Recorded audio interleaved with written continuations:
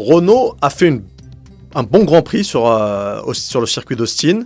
Ricciardo était plutôt en forme. Hülkenberg était pas mal avant d'avoir des problèmes. Et franchement, c'est pour en parler très souvent avec d'autres journalistes, Hülkenberg, c'est peut-être l'un des pilotes les plus réguliers du plateau sur les 6-7 dernières saisons.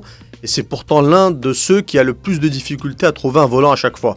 Donc déjà en termes de perte de pilote, je pense que Renault, c'est quasiment ce qui se fait de mieux avec Ricciardo et Hülkenberg. Et ensuite, la voiture est en progrès. Après, de là à parler de bonne formule, c'est insuffisant.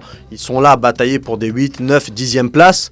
Renault vise les 3 premières places, donc elle ne peut pas se permettre de rester à ce niveau-là. Ils vont devoir travailler pour l'année prochaine et obtenir de meilleurs résultats que ça. Renault enfin sur la bonne voie au Grand Prix du Brésil. J'ai pas vraiment de réponse claire à apporter là-dessus. Renault a été mauvais, parfois médiocre, parfois passable, parfois moyen durant cette saison 2019 de Formule 1. Il y a de très bons pilotes, la monoplace souffre un peu, on sent qu'il y a des progrès, j'en sais rien. Les résultats des derniers Grands Prix sont meilleurs, les 2 voitures rentrent dans les points.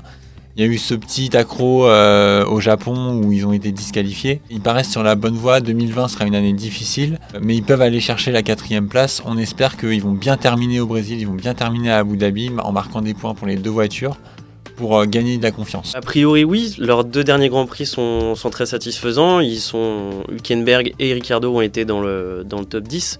Ricciardo signant une 6e place aux États-Unis. Ils sont a priori sur la bonne voie, mais bon, c'est un peu tard pour cette saison. La saison prochaine sera capitale.